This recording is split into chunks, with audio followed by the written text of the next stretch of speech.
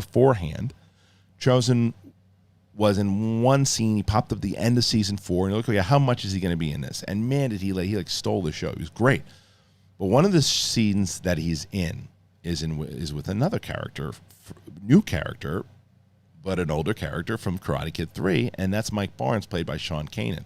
I had an opportunity to talk to him via Zoom, and they had mentioned, hey, do you want to talk to Sean Kanan? I was like, are you kidding me? Of course. Absolutely. And I had an opportunity to talk to Sean, and we talked about Mike Barnes returning, the bad boy of comedy. Here's my interview with Sean Kanan, talking Mike Barnes and his return to Cobra Kai. All right, ladies and gentlemen, as I told you, I have been pumping up this interview for a long time on my show, and now it is here. He is the one and only Mike Barnes. He is Sean Kanan. Sir, it is so great to have you and to talk to you finally. I've talked to so many people in the Cobra Kai universe, and I kept saying from the beginning when I talked to John and I talked to Josh and I talked to Hayden, I said, where's Barnes? Where's he coming? What's happening? And I'm sure you got it from the second the show was on the air. Tell me about that first. The second the show. Well, first of all, thank you for your lobbying for me. I really appreciate it. I had to, man. I had to. Every little bit helps, believe me. It's incredible that a role that I played 35 years ago still has so many fans. They were kind of clamoring for the return of Mike Barnes, so I'm humbled and flattered by that. And I would hear probably a couple hundred times a week from fans who are like, "Are you coming back? Are you coming back?" Well, what they did is what I thought the reason why, maybe more so for your character than anybody else, because the second this show hit and the second it was a hit, then everybody from that universe starts to be rumored. But the difference is that your character's mentioned in season 1. They mentioned that. I don't know who Mike Barnes is. I don't know who Terry Silver is. They didn't mention him, but wait a minute. They mentioned him. So that means something's going. Right. Do you, at that point, do you ever have a conversation with the guys who are like, well, we have these plans? Or when do you finally hear, hey, man, we'd love for you to come back? Well, I think once they put the clips of Mike Barnes into, I think, what was this season? Was it 3 or 4? I think it was 3. Yeah. I mean, I think everything they do is intentional, so I had a pretty good idea that eventually it was going to happen.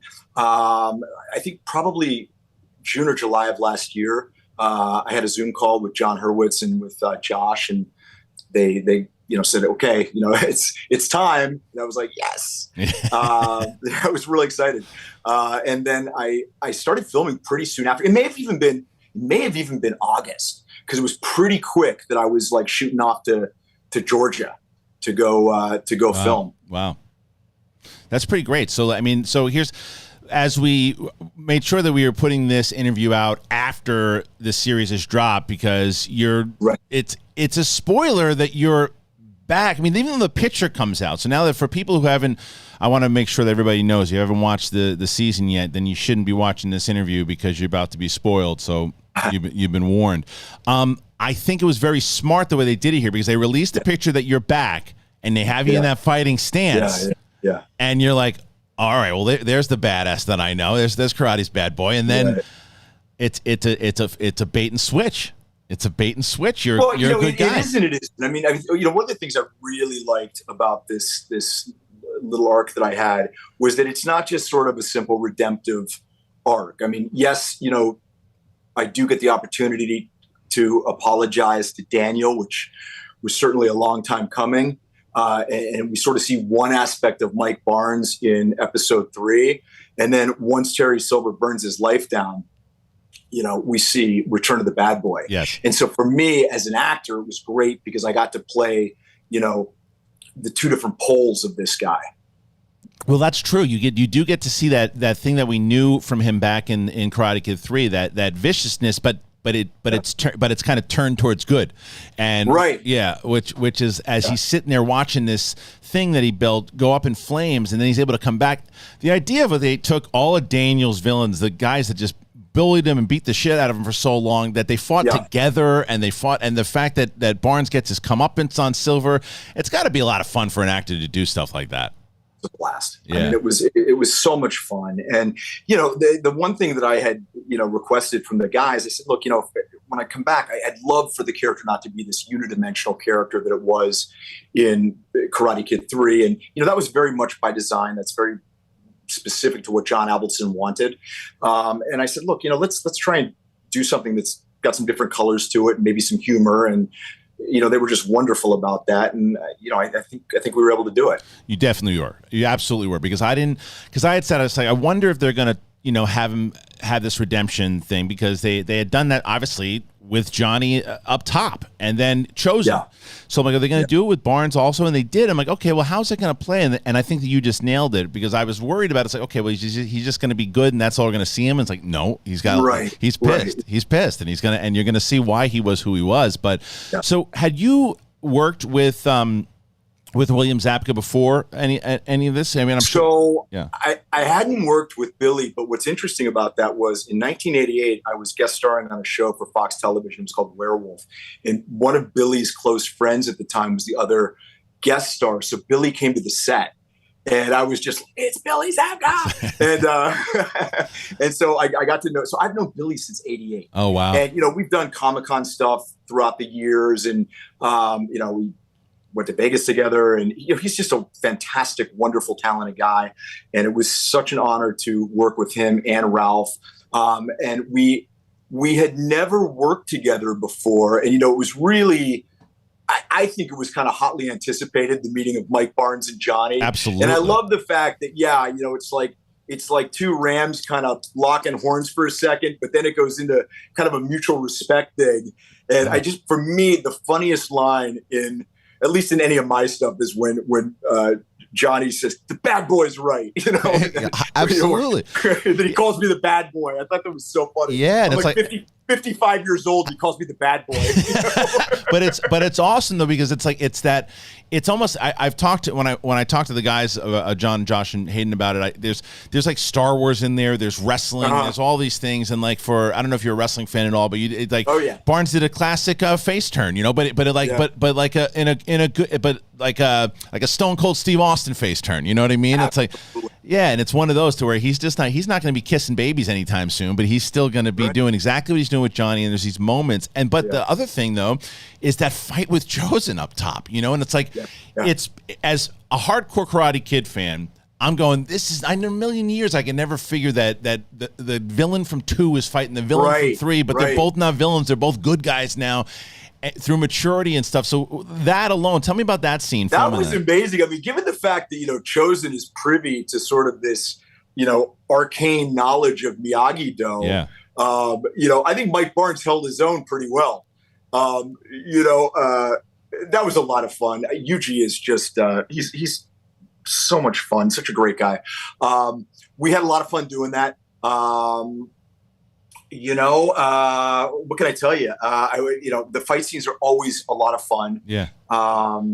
You always wish they're longer and more and all that, but time is one of the biggest constraints, obviously, in production. But we had a really great time, and I love the fact that it's a complete miscommunication, and I loved the fact that there was humor inserted in the whole thing that culminates with the three of them, these three middle-aged guys icing their wounds down, and kind of snarking at each other a little bit while trying to give Daniel the information that he's looking for. Yeah, and a great tag at the end too that Chosen is beating the shit out of all of Mike Barnes' poor employees. And it's all of that though too, because it's also like how mad can Barnes really get when you look at the stuff that he kind of did in his past and the oh my god. Yeah. So, but and let's rewind a little bit though to Karate Kid 3, because there's a kind of a mixture with Thomas Dean Griffith, working with him, Griffiths, and working with him, and so when you got that role back because the movie came out in '89. Yeah, I got it in, I guess, 88. Okay, so you got it in 88. So, and that's after those two movies. So when you get that movie, when are you just you got to be on cloud nine? It's the Karate Kid franchise. It's this whole big thing. So, and is that's the one that kind of puts you in the forefront. So what? Yeah, I mean that was really kind of this plum role that every guy in Hollywood who was appropriate for the role and even not appropriate for the role wanted. And, I got it from an open call, which is insane because an open call is really a publicity stunt. Yep. I mean, to think that you're going to get one of your lead actors for, an internationally successful franchise film from an open call is ludicrous. And, that's how I got hired. And it really, in a lot of ways, is, that 1,000,000-to-1 dream come true story.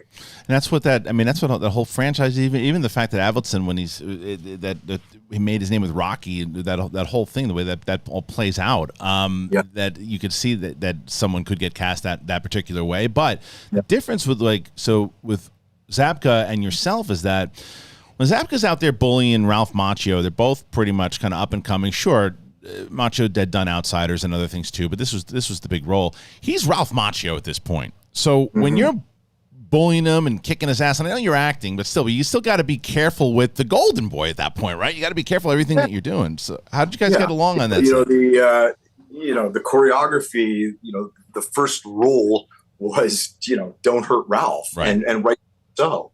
So I mean, it's not only training, doing martial arts constantly, it's learning the fight choreography, and then making sure that it's not only believable, but nobody gets hurt doing it.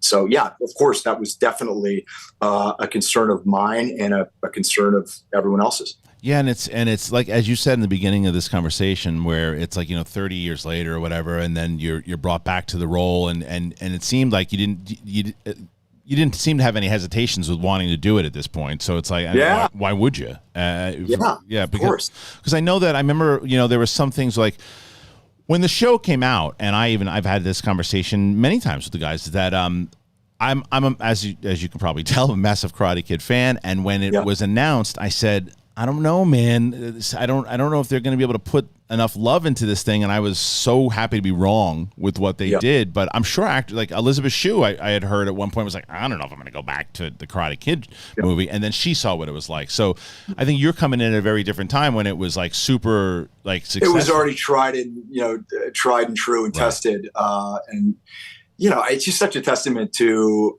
John and Hayden and Josh coming from the comedic background that they come from with Harold and Kumar and Hot Tub Time Machine, that it was such a unique way of turning the concept on its head that I think once people figured out what it was and saw how good it was, pretty much everybody was like, yeah, I'm in. Yeah. It's just the investment is that you can tell. I had spoken to Mary Mouser last week, and what I had said to her was that us as audience, and it doesn't matter if it's television, movies, stand-up comedy, music, if you can tell that the person's heart is not in it, you as an audience will not respond. But on the opposite of that, when it's there, you really respond, and they believe in it, you believe in it.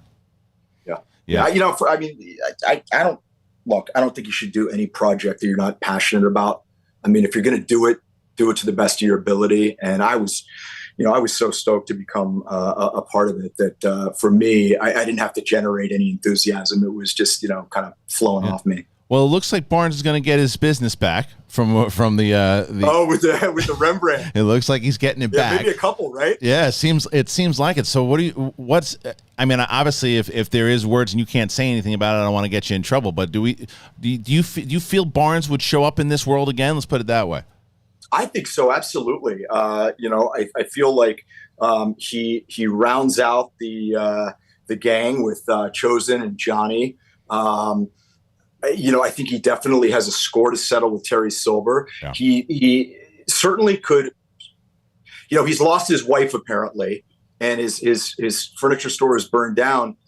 Who knows? Maybe this whole thing has reinvigorated his love for martial arts, and Barnes decides to open his own dojo or teach alongside the other guys. Getting me excited, man. Getting me excited. So ready. And you're speaking about Terry Silver, who has ultimately become Emperor Palpatine of this universe. Thomas Heath Griffith, and you worked with him back in that movie, and throughout the years, I said it's kind of similar question I asked. I mean, even though the difference was Zapka, I guess you hadn't worked with him back then, but you did work with Thomas. So had you kept in touch with him at all? Had you talked to him at all, or what was that? No, okay. we didn't keep in touch. It's a funny story. I was having an engagement party with my wife, at a restaurant in Hollywood, and we were having a party, and Martin Kove was one of the guests because Marty and I have kept in touch, did a play together. And they came up to me and said, somebody is at the entrance and says they know you and asked to come in. And it was Thomas having dinner with his wife, complete serendipity. And of course it was great to see him and say hi. And we got a great picture together with me, Marty, my wife, Michelle, and Thomas. But it was great seeing him, on the set and doing a scene with him again after all these years. Yeah, it was really cool the way that everyone's kind of been reinvented, and just listening to you talk about like what Barnes could do. And I think that the thing that you said when Barnes has that conversation with Daniel about how he grew up, it's like, well, what's he going to do? Is he going to be the same 17-year-old like asshole that he was back then, or is he going to fight? Yeah, please. I mean, that wouldn't be interesting for me as an actor, and it certainly forgive me for speaking for them, but I'm sure it wouldn't be on the radar of the big three because, that's not what they do. I mean, they always come up with something that's interesting and unique. And, there were so many suppositions about Barnes's reentry. Is he Miguel's dad? Is he Tori's dad? Is he going to, he's coming to be a henchman for Silver. And, all I would tell people is whatever you think it is, it's not. Right. It's going to be more interesting. And I'm so glad that it was. Same, and I agree.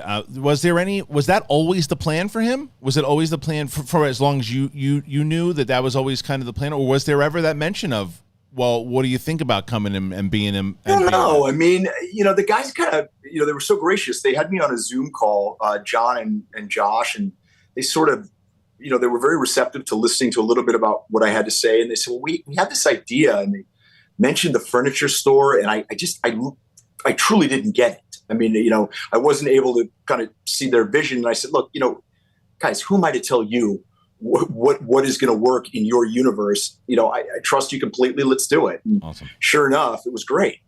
Yeah. And they didn't mention the whole thing about how, Daniel thinks that Barnes is maybe like, some kind of mobbed up guy or whatever, with the circular saw and all that. Yes. So all I kind of got was furniture store and it burns down. And I was like, okay. So he's like, kind of like a, family guy. I didn't know. I was like, you know what? I'll figure it out when I see the script. Right. And that's exactly what happened for sure. And you could see that within this. And coming into a season 5, though, and this is always a question you can ask anybody coming into a show that's been so established. I guess it's a little different because you're already part of the universe. But is it intimidating at all jumping into a series that's 5 years in, or is it just like, yeah, let's go. Barnes is back, baby. I mean, I hope this doesn't sound arrogant because I don't mean it to, but no, it wasn't intimidating. It was exciting. Yeah. I've been acting pretty steadily all along. Of course I'm on The Bold and the Beautiful. And so, I mean, it's, this is what I do. Yeah. And I was more excited than anything else. It was, I realized that I certainly owed it to the audience to bring my A game because they'd waited so long for it. And I just was committed to doing everything I could to make it the best return possible with what they had in mind and what I had to work with. Well, it worked, and then some. Thanks, brother. It really did, because I think that's very similar to what you were talking about before, like the way Chosen was brought in. I think it was season 3. I think so, yeah. maybe. And he wasn't. He did the same thing. I think that happened with Barnes. It wasn't in every episode, but it didn't have to be. So when he was in it, it was impactful, and it benefited from the very end when Daniel learns that move from him against Kreese. Right. He's able to do it, and it's the same thing with Barnes. Barnes is like, as you mentioned very earlier before, was that, okay, great, I'm just trying to get my life back. It's like William Wallace. I'm just trying to do my thing, and then I'm thrown back into the fight. But this time, you're taking my aggression, and now it's going to be aimed off for you, the guy who taught me. Yeah, I mean, it's the Joseph Campbell hero's journey. You know what I mean? It's the reluctant hero.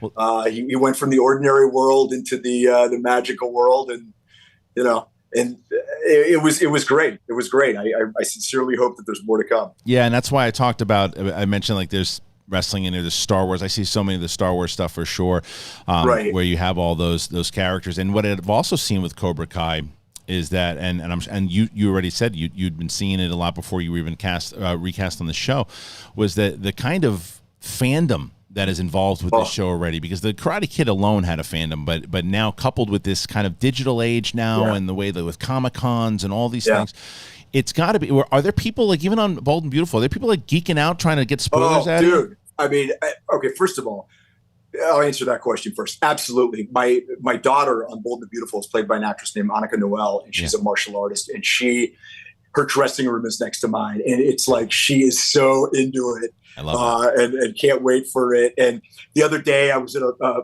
nearby restaurant we go to on our lunch break at the studio, and the guy had a mask on, and he comes up to me and he goes, Sean, he goes, when's Barnes coming out? And I go, and he pulls the mask down and he's like, I'm the guy that does the boom on Bold and Beautiful. It's me. And I was like, oh, the crew guys are like teenage boys. Like they're all excited. They're all great and rooting for me and everything. So I and it's funny. I go back to work next week on Bold and Beautiful. So it's going to be great going back after it's aired. Of course. Yeah. So I was going to say one other thing though. These guys have done something that's really lightning in a bottle, that they've been able to cater to two age demographics, which is really difficult. Yep. You laugh at different things when you're 20 than you do when you're 55, and the show has effectively become a magnet uniting families where it's something cross-generationally, people can watch together and both enjoy. And I think that's tremendous. 100%. And that's exactly why, and I had mentioned that many times over, but just most recently with Mary Mouser, is that it is when you have these people who grew up with Karate Kid, who love Karate Kid, and there's certainly people who have watched it on down the line and fell in love with it. I showed my 10-year-old daughter it, and she loved it, right? But my daughter was even more intrigued with watching Cobra Kai because she's a massive Disney fan and she saw Peyton on all these shows. Oh, right. And she last night when I was finishing up the series, Peyton's there and my daughter comes out from sleep. She goes, what's that? I want to watch it. I go, I told you we got to watch season 1 first. Go back to bed. Oh, that's so funny. Yeah. So, but it's because of that, and it's also I'm not getting lost on any of this stuff. Like I like when it comes to the younger generation, I'm very much invested in these characters because of the evolution of the writing. That's why again this fandom that they've created and bringing back people inside of this verse, and it's fun though too. The show is at time like right now with the way the world is. I think it's just a show that's fun. Yeah, I think we could all use something to laugh at and reminisce about, and for sure. Yeah, and the last thing I wanted to bring up to you is that you mentioned about how you see all these things and people are kind of getting excited about it, and these people turn into 14-year-old boys. I was that person because I had the privilege of moderating when Netflix is a joke did the Nokia show that Cobra Kai did. Right. I moderated that, and so when I was doing it was so surreal, Sean. I got to tell you, I was sitting there talking to Ralph the whole time, and he's sitting next to me, and then. The whole time. And I mean, I hadn't had a chance to interview them for a bunch of different times, but this was different, right? I'm sitting there with the cast talking, and then I knew it was coming because I had the agenda for the night, but they're like, Joe Esposito is going to sing You're the Best Around. And I'm there, and I'm standing there with Zapka, and I'm like, how old am I right now? And today I'm talking to Mike Barnes. I mean, it's a crazy life, man. It's a crazy life, and I'm excited. Well, you know what? It really makes me happy that, it still instills that kind of passion and that kind of, fun in the fans. And I'm just so happy to be a part of it. Good, brother. I'm so excited for you, and I hope to see more Barnes. And I really wanted to thank you for taking the time out of your schedule today. Absolutely, man. I appreciate it. I hope I get a chance to meet you in person sometime. It's really nice. Same. All right, brother. Everybody, so once again, check it out, Cobra Kai. If you haven't seen it, we spoiled the shit out of it for you, but make sure you go and check it out. Sean, thank you once again. Appreciate you, and we'll see you soon. Okay. All right. How cool is that, dude?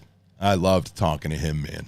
I loved talking to him, watching him return and come back, and you could see how excited he was to be back in it, and you could tell how he knew. You could just tell once this thing was, he knew eventually he was going to get his call up. Like, when am I coming back? When am I coming back? And he came back, and